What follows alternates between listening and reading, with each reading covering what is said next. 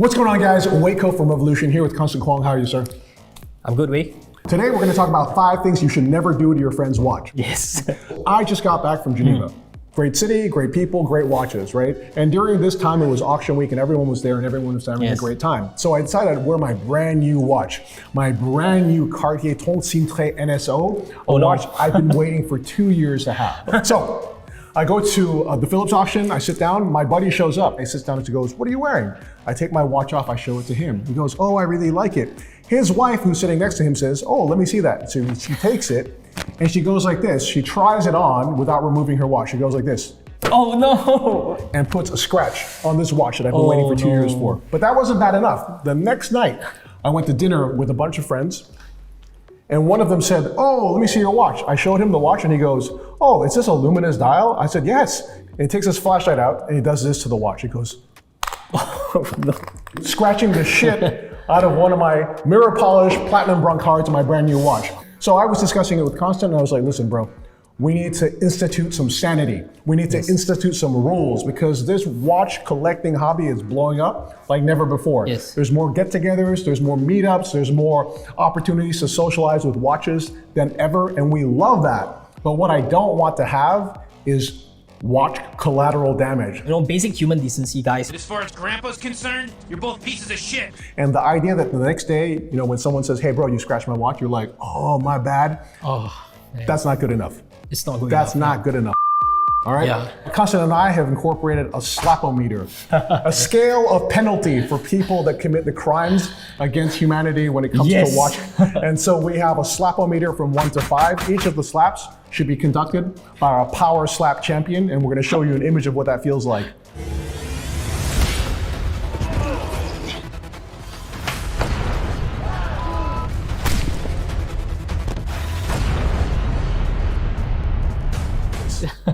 Did that look pleasant to you? No, but that's the penalty we're going to start instituting for mishandling of watches on a scale of 1 to 5. From there, let's go into the 5 things not to do to your friend's watch. Rule number 1, if you've got permission to try your friend's watch on, don't be a lazy and go like this, because the moment this crown touches that case, you've left an indelible mark and you are an So what should you do? Don't be lazy. Take your watch off. Yes. Put it on a soft surface to protect your watch. Yep. Take your friend's watch, and then you can put it on your wrist and enjoy it in that way, right? Would you agree, Constant? Of course, I mean, that is the number one thing to do. I mean, if you want to try on the watch, if you have the permission to try on the watch, at least have the respect to take out your own watch and then put on that watch in just to prevent damaging any of the watches. Yeah. Or in the worst case scenario, if you want to try it on your other wrist that has nothing else on it, then that's put fine it too. on there. But don't create watch-on-watch contact, because even the slightest contact, and I'm using my moon swatch just to illustrate this, I would never do this with metal watches. The slightest contact between a crown and the side of this case, your watch is scratched. Yeah, it's gonna. It's done. Yeah, it's done. It's right? done, basically. So, and then, and one more thing, especially when precious metal watches. So you understand that precious metal are way softer than steel, and if steel can be scratched so easily, you can imagine what will happen to a precious watch. Absolutely. So Constant, for trying on a watch without taking your watch off, from 1 to 5 slaps, how many Oh my slaps? god, that's easily at least a 4 or 5 for me. Yeah, I think at least having the respect, having the decency to at least not be lazy and take out your own watch to prevent watch contact. I think that is just a basic thing. Yes, absolutely. Yeah. So we're gonna go, he gives it 4 to 5 slaps. 4 to I'm 5. gonna give it a 3 slap. 3, really? Well, yeah, because I feel there's crimes that are worse than that. Okay, cool. and we're gonna get to that. So thing number 2, never to do to your friend's watch is don't start manipulating it without his permission. And in fact, just don't do it in general. Would you agree? Yes, so I would he may agree. have a chronograph. Do you know if he's got a vintage split-second chronograph, like a Venus split-second chronograph, and you press the buttons out of sequence, you that watch. Yes. You completely screwed it up. That's correct. You don't up now. Do you know I've seen people take a perpetual calendar, pull the crown out, and start winding the hands in the wrong direction? No. Do you know if you go past the midnight threshold on that calendar, you've the watch up. You're gonna Basically, send yeah. it back for a massive servicing. Oh my And the God. worst, minute repeaters. People look at a minute repeater and they immediately, without asking, push the slide, right? Oh no. And then sometimes it takes a little while for the mechanism to start striking. Yes. So they push it again. Oh no. Bro, that's an incredible way to screw up an absolute masterpiece. So, manipulating a watch without permission, Yes. how many slaps would you give that? Oh man. Once now that you mention it, man, this deserves 5 slaps. Yeah, I'm 5 slaps as well. Absolutely, yeah. 5 slaps. 5 slapper. Okay, thing number 3 not to do is if you are wearing rings, and for the purpose of illustration, I'm wearing rings here. Do not handle a watch directly so there's contact between your ring and the watch. So I see people do this all the time, men and women, and I love to accessorize. And if you want to express your style with the rings that you wear on your finger, hold the watch only by its strap or its bracelet, because the moment you do this, the moment you do this, you scratch the shit out of that watch. You've taken this, which is like a little dagger, and you've created a huge dent, gouge, or scratch. God, please, no! No! No! No! And you deserve how many slaps? Oh man, this is another one that I think, I don't want to give it all 5 slaps, but man, this is a heavy 4 for me. Yeah, I would say, again, I would say 3 to 4. The thing is this, also, it's very easy. If you want to manipulate a watch and you're not sure, bro, just take your rings off. Yeah, I mean, just don't be lazy. You know, it's the same as the first one, right? So again, rule in general, always handle a watch by the bracelet or the strap. If you want to hold it like this, that's fine. If you have no rings on your finger, however, if you do, that's a huge no-no. Going back to the seasonal collectors, to us, I don't care how you treat your own watch. It's fine. You know, if you trash your watch, you know, it's a watch that you wear every day, you know, you scratch it up, that's fine. But when you're handling other people's watches, other collectors' watches that might treat their watches a little bit different from how you treat your watches, they deserve respect as well. And I've seen this all the time. I see vintage guys do this all the time. Oh, you like this watch? Here, check that out. Oh my. Why? It's like, dude, if you want to do that with your watch, that's fine. If you ever slid my watch to me, dude, not even slaps, straight death penalty. Straight fucking death penalty. I'm taking you outside, we're going nuclear option. I'm a mushroom cloud laying mother. So guys, number 4 is never put the watch down on a hard surface, because if you put it down on a hard surface, like this wooden table, and it goes like that, you've just scratched it, right? And you're like, hey, wood is soft. Yeah, I know wood is soft, but they use wood to polish watches. Yes. So there you go, you've just scratched that watch. The other thing you should always do is put it crown down. Why? Because you have less contact if you put it on the crown. Now, let me show you a variety of soft substances you can put it on. You could put it on a leather tray. You could put it on a wash cleaning cloth. A watch cleaning cloth, right? But one thing you should never put it on is an iPhone. Yes, right? no, never Why? do that. Because an iPhone is an enormous magnet. Yes. We're not going to allow this. So if you put this watch on your iPhone, it's quartz, so that's not going to happen here, right? And that's a mechanical watch. You've just magnetized your escapement, right? Have very, very high chance of magnetizing a watch.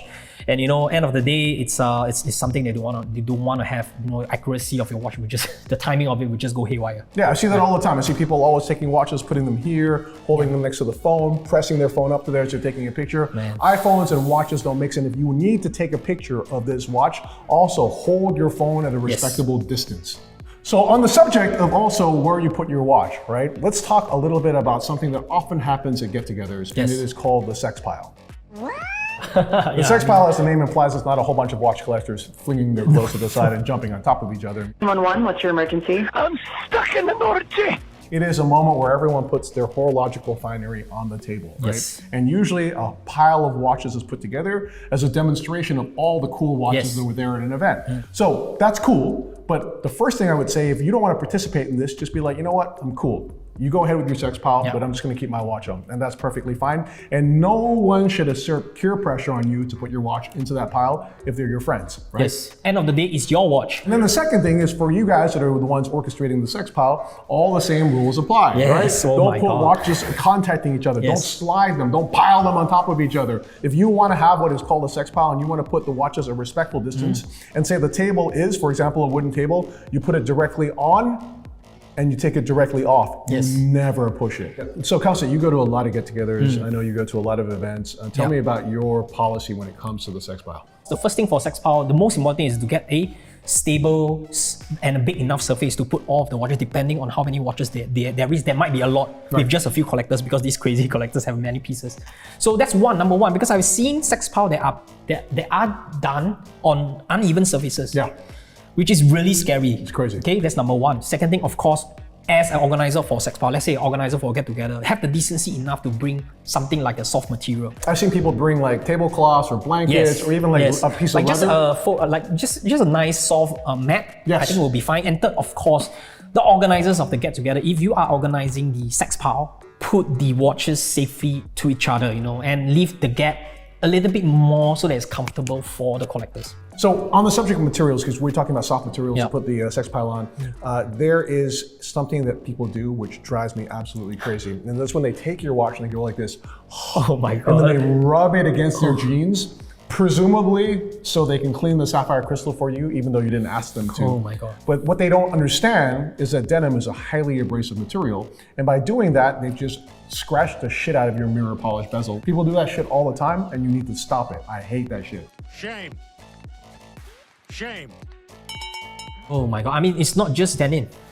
Any fabric material. Nice. I mean, if you are professional, get yourself like a watch cleaning cloth, a proper one. Yeah. And you know, you can just use it anywhere. Put it in your pocket. Put it in your blazer. Anywhere is fine. You know. That's absolutely- Yeah. I mean, this is a good SOP to have, right? That's absolutely right. Like, that's the thing. If you're really that concerned about cleaning my watch for me, if your implication is that my watch is so dirty, then take a microfiber cloth, an optical cloth with you, and then clean it like this. This is, again, that kind of typical macho bravado bullshit where you go, and you just clean it like that because you're so cool. You're not cool.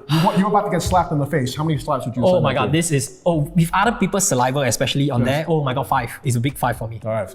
You know, it's 5 for me too. 5 for me, man.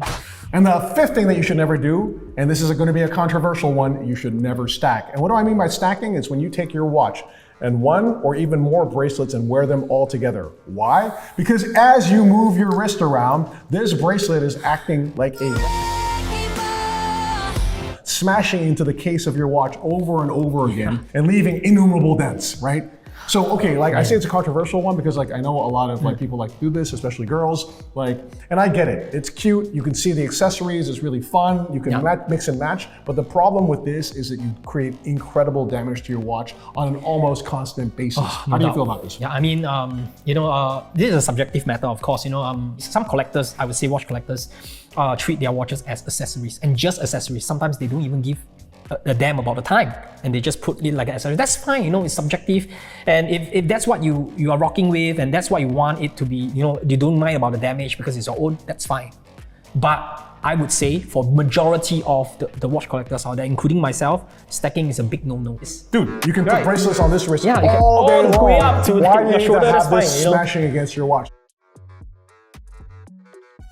Well, I'll put it this way as well. And yes, I agree that there's a lot of women that do this. Yep. And you know, and I don't feel it's my right to tell them what they can or can't do. But I'll put it this way, right? If you're a serious watch collector, let's say you own anything above, like say a column wheel chronograph or a perpetual calendar, right?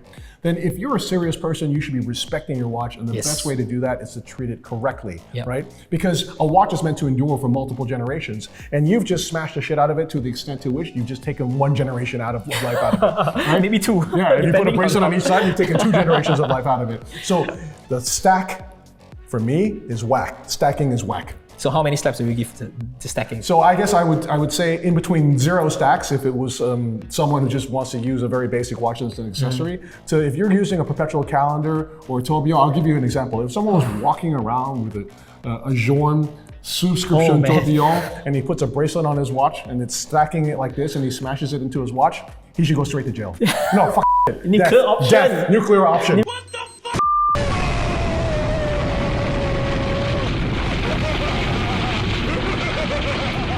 If it's a Journe and it's a tourbillon subscription, you're out. Straight death. You're gone. Straight 5 strikes.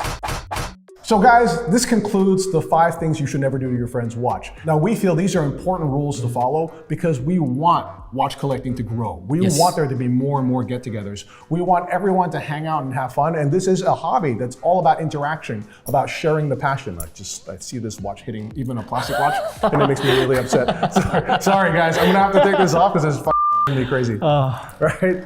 So this is watch etiquette, you see. So, okay, the last thing is, so this is going to be controversial. I mentioned the 2 people that scratched my watch in the beginning of this video. Well, we're going to create a hall of shame, and I'm going to now put their pictures up. Right now, you're going to see them on this video. I'm just joking. I'm going to let you guys pass because I love you guys, even though you fucking up. But anyway, next time round, I'm naming and shaming. Constant, thank you so much. Thank you, Wei. Peace, guys.